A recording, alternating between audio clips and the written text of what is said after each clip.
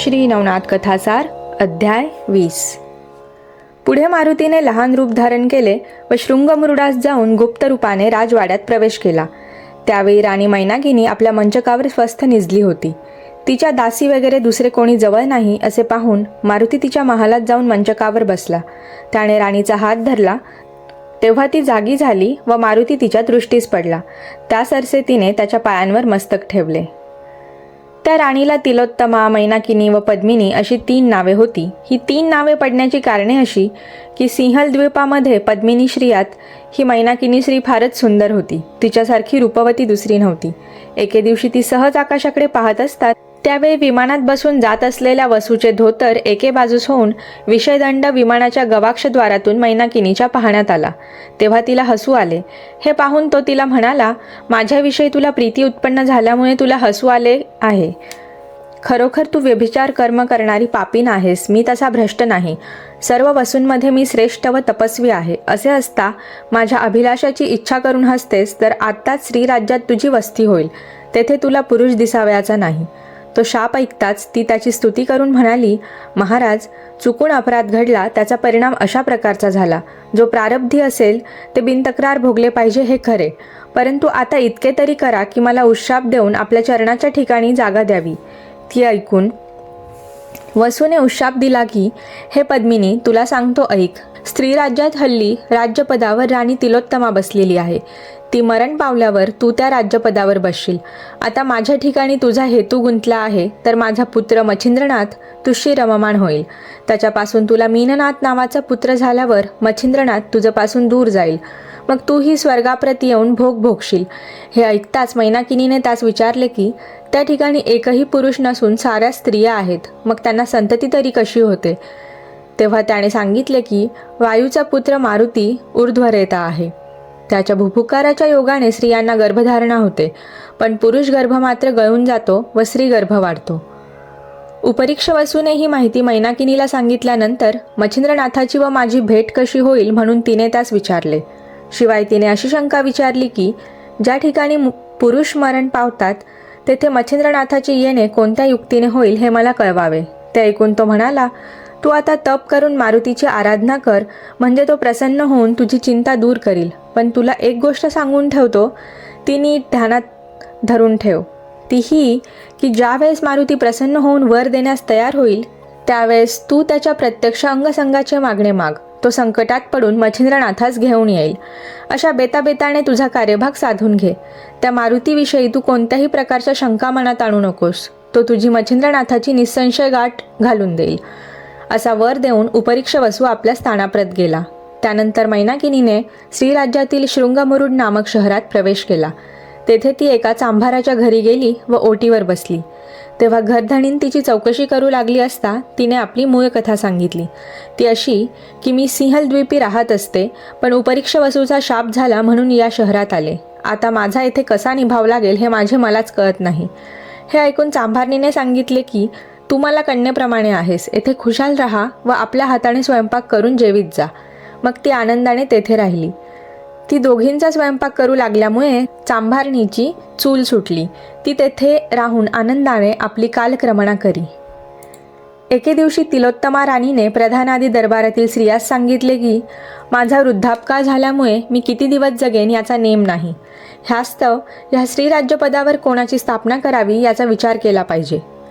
तेव्हा मंत्रिमंडळाने सांगितले की, हत्तीच्या सोंडेत माळ देऊन त्यास नगरात पाठवावे व तो जिच्या गळ्यात माळ घालील तिला राज्यपदावर बसवावे। ही युक्ती तिने आनंदाने मान्य केली। मग एका सुमुहूर्तावर हत्तीच्या सोंडेत माळ देऊन त्यास नगरात पाठवले। त्याने मैनाकिनीच्या गळ्यात माळ घातली। त्यावरून तिला राजवाड्यात मोठ्या थाटाने नेऊन सिंहासनावर बसवले।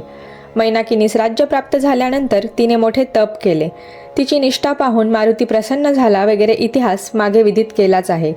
ती सिंहल द्वीपामध्ये असता तिच्या आईबापांनी आवडीने तिच्या मैनाकिनी असे नाव ठेवले होते। ती सिंहल द्वीपातील स्त्री पद्मिनी असल्याने लोक तिला त्याच नावाने हाक मारीत। तिला तिलोत्तमाचे राज्य मिळाल्यामुळे कोणी तिला तिलोत्तमा असेही म्हणत। अशी ही तिची 3 नावे प्रसिद्ध झाली।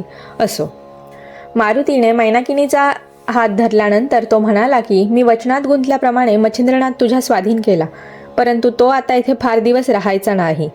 काकी, मच्छिंद्रनाथाचा शिष्य गोरक्षनाथ हा त्यास घेऊन जाण्यासाठी येथे येत आहे. तो सर्वांना अजिंक्य आहे. मी तुझ्यासाठी पुष्कळ उद्योग केला. श्रीरामानेही सांगून पाहिले, परंतु आम्हा उभयतांचे त्याने ऐकले नाही. गोरक्षनाथ मच्छिंद्रनाथास नेल्याशिवाय राहणार नाही म्हणून मारुती स्पष्ट बोलला. तसेच मारुतीने मैनाकिनीस सांगितले की गोरक्षनाथ आता येईल, त्यास हर युक्तीने येथे रमेव, पण तो विषयासक्त नाही हे लक्षात ठेव आणि जसे होईल तसे करून त्यास तुझ्या छापेत आण. इतके सांगून मारुती निघून गेल्यानंतर मैनाकिनी चिंतेत पडली. इकडे गोरक्षनाथ कलिंगा वेश्येसोबत शृंगमुरडास जाऊन पोचला. ती सर्व मंडळी एका धर्मशाळेत उतरली होती. तेथून ती वेश्या आपल्या सार सरंजाम बरोबर घेऊन राजवाड्यात जावयास निघाली. तिच्यासोबत 5-7 जणी होत्या. तिने आपण आल्याची वर्दी देण्यासाठी द्वारपाळास सांगितले. त्यांनी तो निरोप राणीस कळवल्यावर तिच्या बरोबरीच्या मंडळीसुद्धा कचेरीत आणावयाचा राणीने हुकूम दिला. त्यावरून ती सभेमध्ये गेली. त्यावेळी मच्छिंद्रनाथ रत्नखचित सिंहासनावर बसला होता व शेजारी मैनाकिनी होती. त्यांच्या तैनातीस पुष्कळ स्त्रिया हजर होत्या. कलिंगेने दरबारात आल्यावर पद्मिनी राणीस सांगितले की आपली कीर्ती ऐकून मी या ठिकाणी आले आहे व आपले ऐश्वर्य पाहून समाधान पावले. तिने त्यावेळी पद्मिनीची फारच स्तुती केली.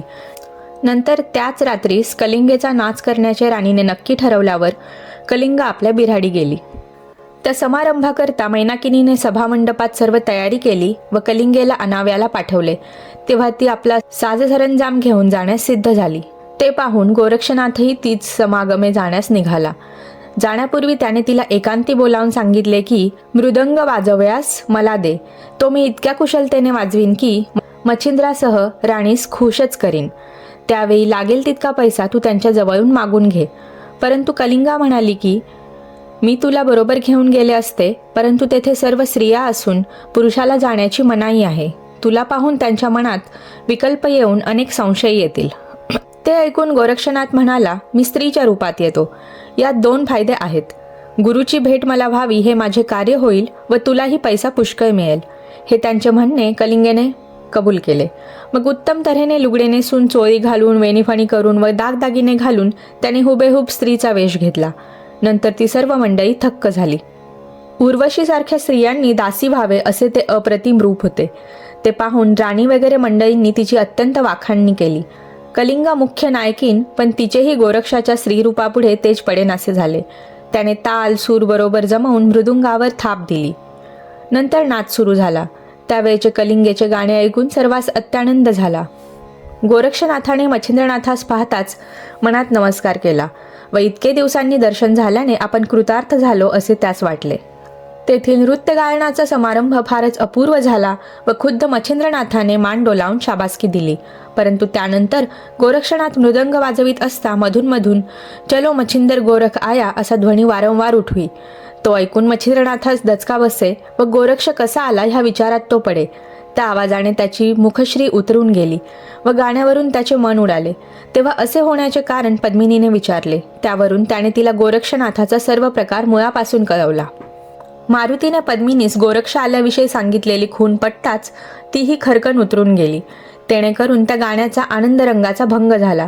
तरी मैनाकिनी तशीच लक्ष देऊन ऐकत होती. काही वेळाने तिच्याही श्रवणी तसाच आवाज पडला. मग तिने कलावंतीनीस सांगितले की आमच्या संग्रही मृदंग आहे, तो वाजवून पहा. त्यावरून तिने तो वाजवला असताही तोच आवाज निघू लागला. राणीने आपली कलावंतीन वाजवावयास पाठवली, पण तिला चलो मच्छिंदर गोरख आया हे शब्द काढता येईनात. तेव्हा त्या स्त्री वेशधाऱ्याला मैनाकिनीने एकीकडे नेऊन खरा प्रकार सांगण्याविषयी प्रार्थना करून गुरुची शपथ घातली.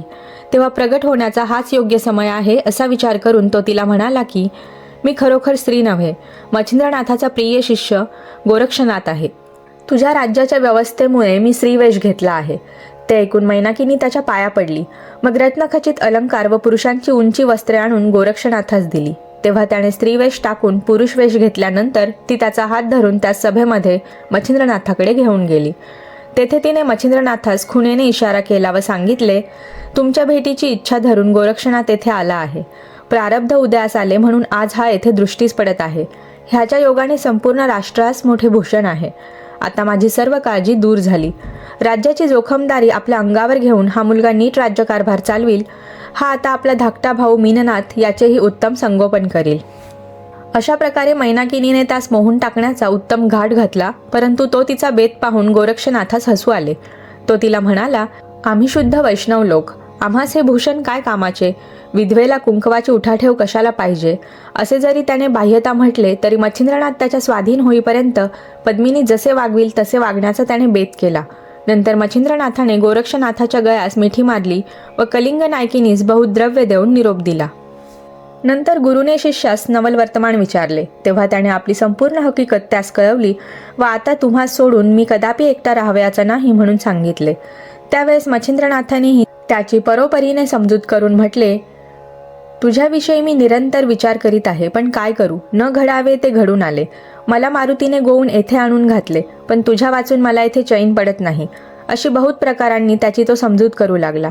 तेव्हा गोरक्षनाथ म्हणाला की तुमचे शिष्य अनेक आहे, तुम्ही जाल तेथे दुसरेही पुष्कळ शिष्य कराल, त्या योगाने तुमची माया सर्व ठायी वाटली जाईल. पण मला तर तुम्ही एकटे गुरु आहात, म्हणून माझा सर्वस्वी लोभ तुमच्यावर. जशी माशांना उदका वाचून गती नाही, तद्वत माझा सर्व आधार कायम तो तुम्हीच. असे भाषण करीत असता गोरक्षनाथाच्या नेत्रावाटे आसवे गळत होती. मग मच्छिंद्रनाथाने त्यास पुष्कळ बोध करून त्याचे समाधान केले. त्यावेळी त्यांची प्रेमाची बरीच भाषणे झाली. नंतर उभयतांनी एके ठिकाणी भोजन केले व एकाच ठिकाणी निद्रा केली.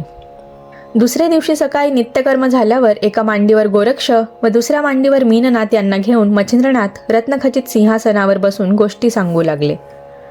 अध्याय समाप्त.